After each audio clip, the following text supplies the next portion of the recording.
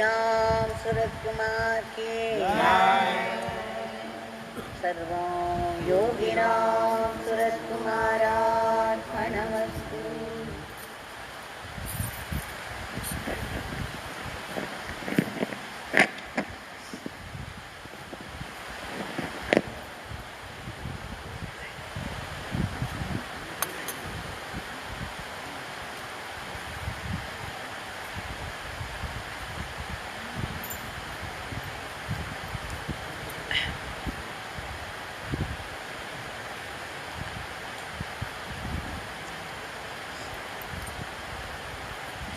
This evening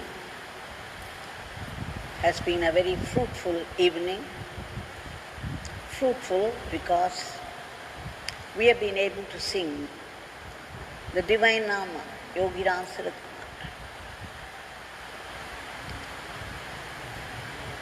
Bhagwan has often said, the remembering God, it's only when we remember God we truly live. The other times we are dead. We carry around a dead body. Why? We're not serving the purpose of life. And he also said, remembering the name is remembering God. And remembering God is living in God.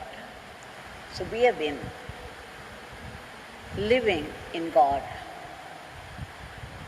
We have truly lived those moments. We have to remember this with gratitude to Bhagwan. This attitude of gratitude to Bhagwan is very important. When we recall, when we remember the name with love and gratitude, it assumes special power.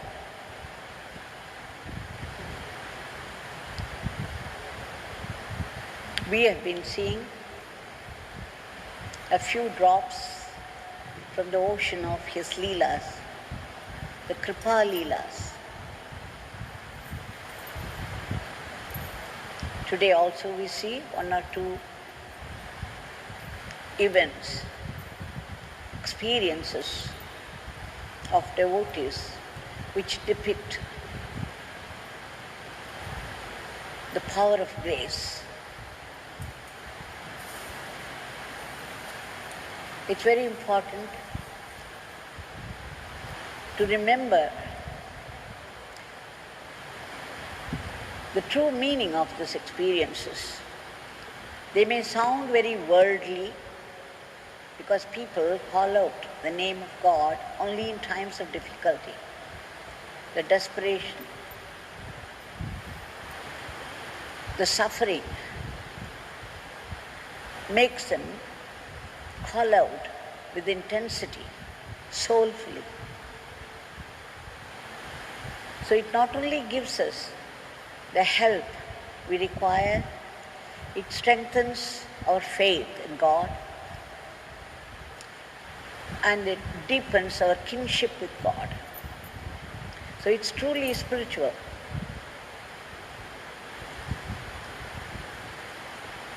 There is a devotee by name Sriraman from Wallajah,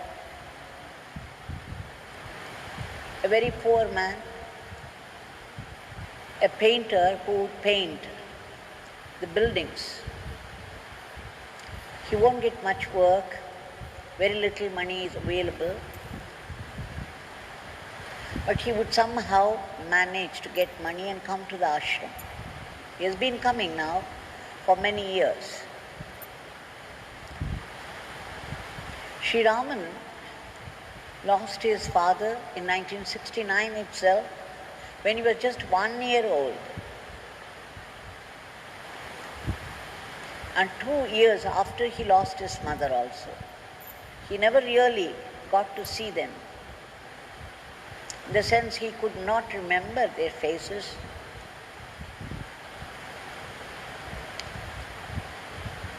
Of course he got married. A child was born to him, but he had mental retardation. And after 2 years, the child died also. One day, he happened to hear from a Mahatma, if we do not do to the departed souls of our ancestors, especially the parents, the immediate people like our parents, then the child that would be born to us would be mentally retarded. We have duties even towards the departed souls. Life doesn't end with the death of a body. It continues very much after that also. So when he came to hear this, he knew the truth of the statement because he had suffered it himself. And for nearly 37 years, he had been wanting to do his duty towards the departed soul. There are Vedic rites to be performed because when the soul leaves the body, for nearly 10 days, it wouldn't be able to leave the earth. It would be hovering around the body because it has been living in the body for so long. And suddenly it's out of the body. Nothing else has changed. It has feelings. And suddenly it finds itself without a body and it would want to come back to the body. So it will be hovering around, and that's one of the reasons why they burn the body to ashes, so that the soul would know there's no body available to it anymore, that his body is gone. Now it has to leave the earth and start its further journey in subtler worlds. But those 10 days, when it is still bound to the earth, it would have the normal feelings of hunger, thirst, attachment to the relatives, and all that. So those 10 days, Vedic rites are being prescribed for the sake of the departed soul. They would offer water and they would offer pinda, meaning some kind of food to the departed soul, a food that would suit its present condition. It cannot eat like we all do. So what they do is, they mix the sesame seeds with water and offer rice balls also, cooked rice balls. And this food that we offer with love to the departed soul, it will be accepted by it because it immediately changes into a form acceptable to that. And their hunger will be satisfied. And the water mixed with sesame seed will satisfy their thirst. And then every year, on the day of the death, there are certain Vedic rituals to be done so that the departed soul will be happy. Every good thought will be helpful to them. There are certain rituals which will help them in their other worlds. So, our Raman was thinking that he should do it, and for the past 37 years, the previous 37 years, he could not bring himself to do it. He wanted to go to Kashi and do it. But then he did not have money. But when the child that was born to him was mentally retarded and died in 2 years, he decided that he had to do it somehow. He asked for a loan of 5,000 rupees, but the person he asked gave only 2,000 rupees. His wife had kept 1,000 rupees just for the sake of this ritual. And so he had only 3,000 rupees. He went to the railway station the previous night itself and boarded the train for Kashi. But then everything was new to him. He did not know the places at all. He did not know the language. But all that he knew was Yogi Ramsuratkumar Nama. So he was confident that Bhagwan would help him all the way through. So he was chanting Yogi Ramsuratkumar, Yogi Ramsuratkumar, right from the time he started from home, knowing that help would come from him, that he would never let him down. So in the train he met an old man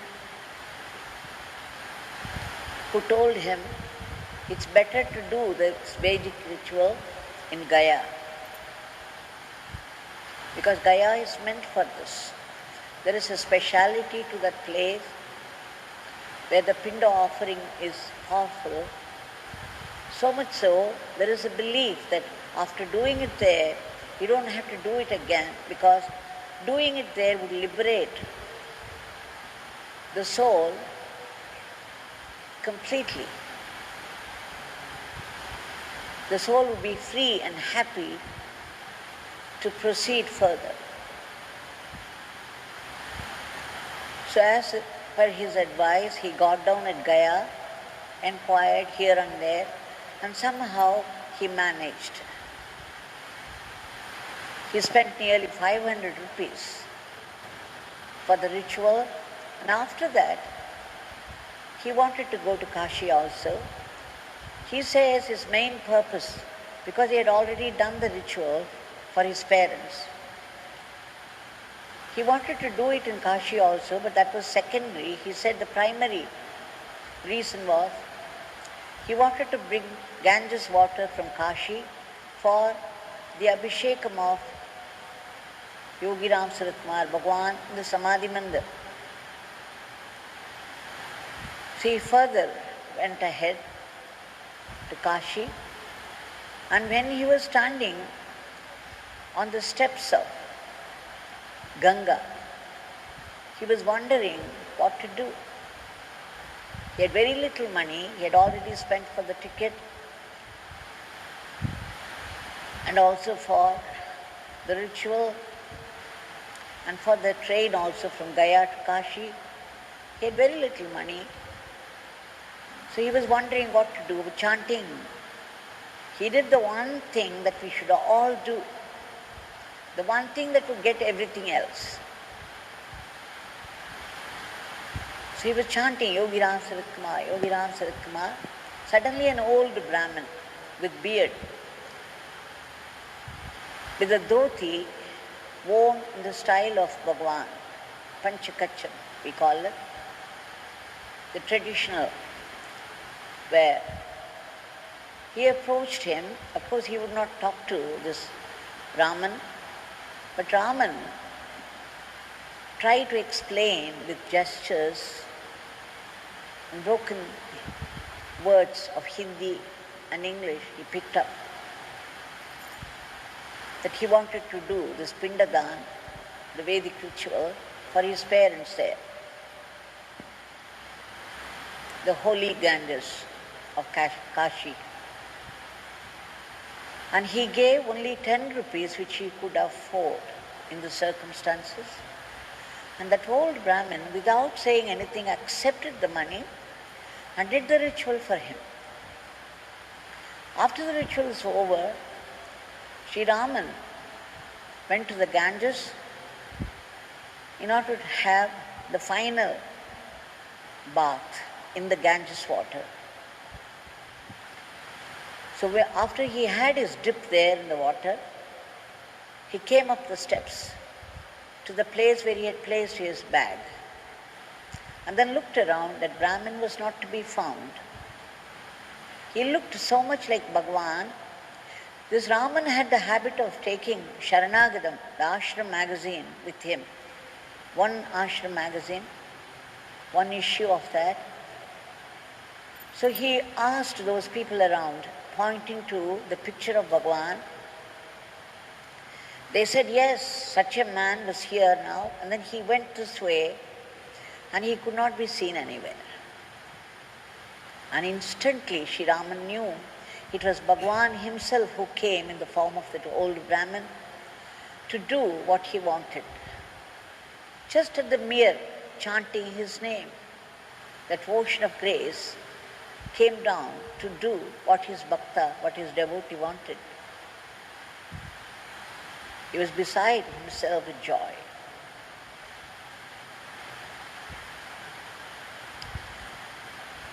So you see how Bhagwan fulfills the wishes of his devotees, the way understandable to them. Of course, Sriraman brought a can of Ganges water, and then on the Kumbhabhishekam day, he gave the water. He was able to give it for Abhishekam for Bhagwan. He felt a sense of fulfillment in that. Shri Sadhu Rangarajan ji is well known to the devotees of Bhagwan. Been coming to Bhagwan for a number of years. He was involved. He still is involved in the Ram Nam movement as per the instruction of Bhagwan. He used to go here and there, travel to the north and also abroad for the sake of spreading Ram Nam. Once he came with some people, his daughter, son and other people, to Tiruvannamalai for darshan of Bhagwan.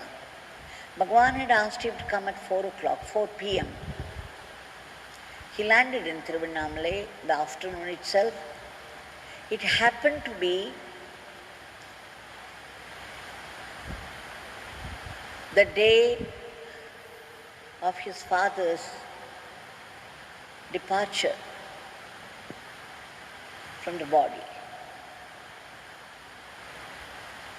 So he had to do the Vedic ritual for the sake of his departed father. He went straight to Arunachaleshwara Mandir, and there is a tank. So he finished the Vedic ritual there. Those who do this would not take any food that day until after some time. He had taken only some fruits. And then 4 he promptly presented himself at the doorstep of Bhagwan with the people he came with. Of course, Bhagwan welcomed him, took his hand, and of course Bhagwan knew it was the Shraddha day that Sadhuji had done the Vedic ritual for his father and come and did not eat anything.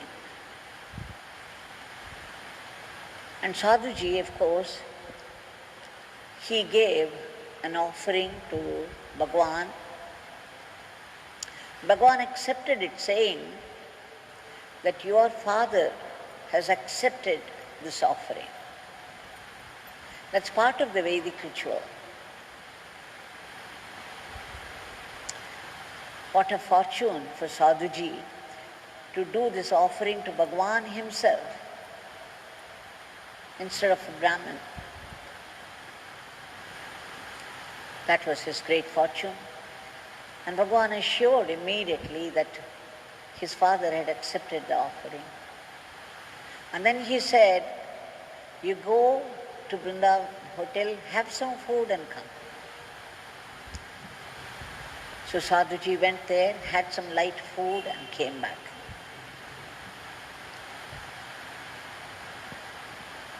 They had brought some article meant for a magazine called Hinduism Today. Some questions and answers had been prepared for the sake of the magazine. His son was reading it out to Bhagwan. Bhagwan went through this, all these questions and answers 3 times. He made Sadhuji's son read again and again 3 times and then blessed it nicely. One day we shall see what the questions were and the answers. Bhagwan that day made 2 declarations. One was, the topic came about Sriraman's temple in Ayodhya. Bhagwan declared, Rama's temple will surely come up in Ayodhya. My father would see to it. The second declaration was, he said this Kashmir problem would be solved. My father would see to it that it be solved. This Rama's temple is already coming up to the knowledge of everybody. The second will surely come.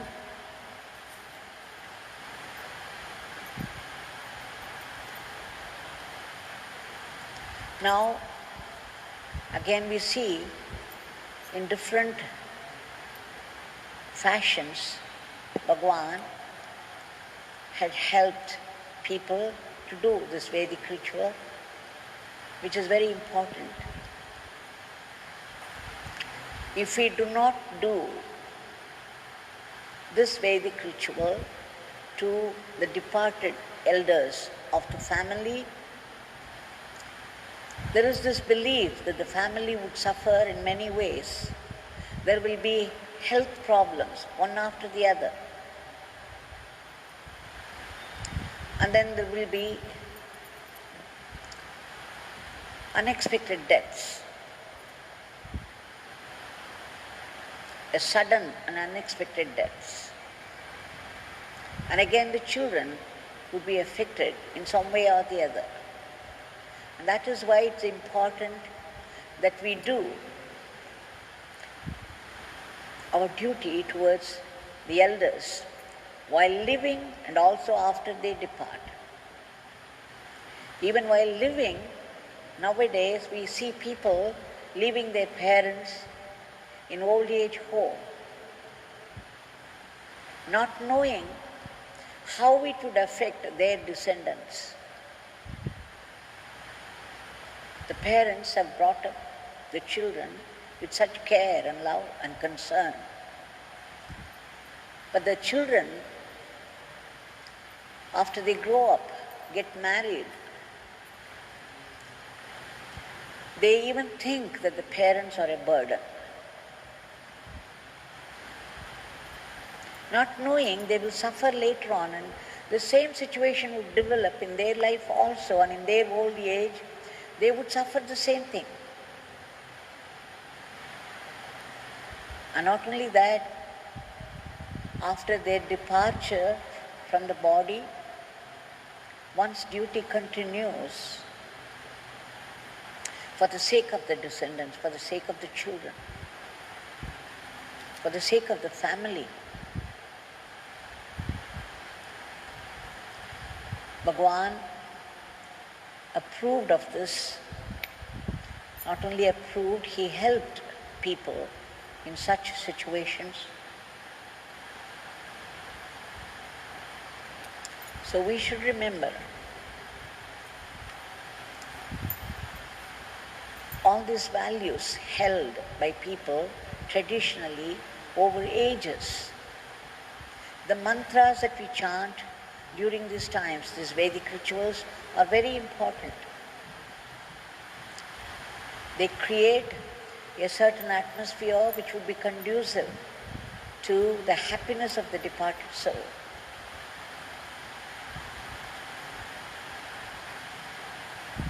And when these elders, the departed elders, bless. In turn, they will bless the family. They will bless their son and the grandchildren. The whole family would be blessed by them, and the family would benefit much from this.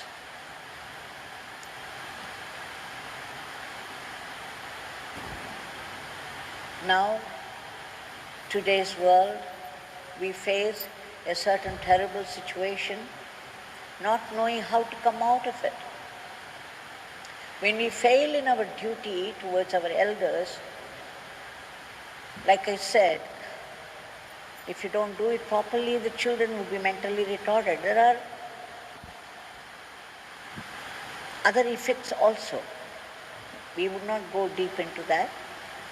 But then, like that, in the world level, the kind of karmas that we do, if they are not value-based, they are not based upon dharma, after several years, a situation would develop like this, and the whole world has to undergo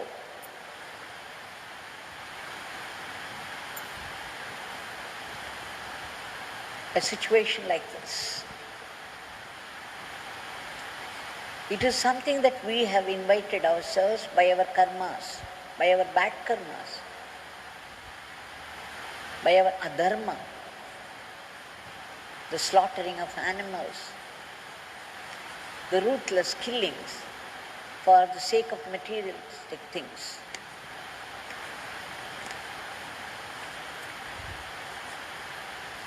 There was a time when Bhagwan is saying in Sannadi Street House, somebody had written a letter to him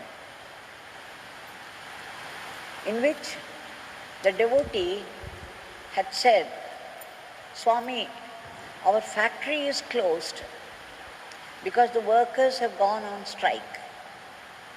So now the factory is running at a loss. Why do you give us such situations? Why do you give us such suffering, Swami? Please save me from this. When he read that, Swami got angry.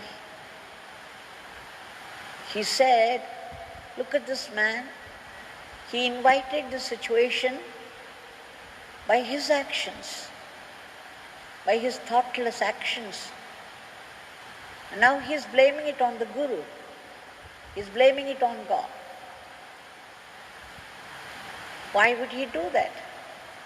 He said, a Guru Mahatma is like Kalpataru. Kalpataru is the wish-fulfilling tree. Kamadhenu is a wish-fulfilling cow, a divine cow. Chintamani is a precious stone, a wish-fulfilling precious stone. A Guru Mahatma is usually compared to these three, the wish-fulfilling tree, wish-fulfilling divine cow, and wish-fulfilling divine stone. Sri Yogiji said angrily that these Guru Mahatmas, the Mahatmas have come to the world only to alleviate the suffering of people, not add to them. Whereas these people do not understand all this. These great souls sometimes go through such suffering in order to save a devotee, in order to help a devotee, in order to protect a devotee. Their job is only to alleviate the suffering. Whereas the devotees blame the Guru Mahatmas for their very suffering. So Swami said, when you get a benefit, when you get a joy in life, when you get freedom from suffering, know that it's a blessing from your Guru. It is his kripa, it is his grace that your suffering got over or you escaped from a certain suffering. Do not blame the Guru for the sufferings that you go through. Those sufferings are what you have invited by your way of living. If not in this life, in the previous life. It is your fate. A Guru works against the fate by blessing you. So do not blame God or your Guru for all your failures, for all your sufferings. But every joy that you get, every time you escape a certain accident or a certain suffering, know that it is Guru's grace. You celebrate Guru's grace whenever you experience a joy, a certain blessing in life. But at the same time, make sure that you do not blame your Guru. In fact, it's a sin to blame the Guru for all our failures. This is what Bhagwan was saying there. So let's remember this also, and let's not blame God or our Guru for the situation we find ourselves in today. Know that we have invited it, we have asked for it. In some way or the other, it's a collective karma of the whole world.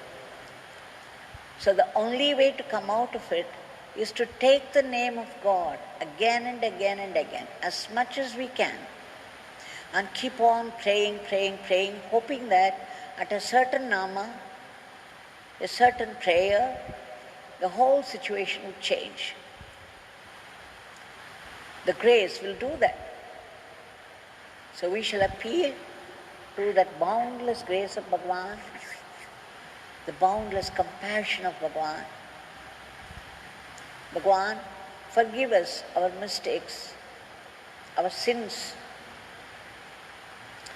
We seek your immediate divine intervention to free the entire humanity from the clutches of this dreadful virus.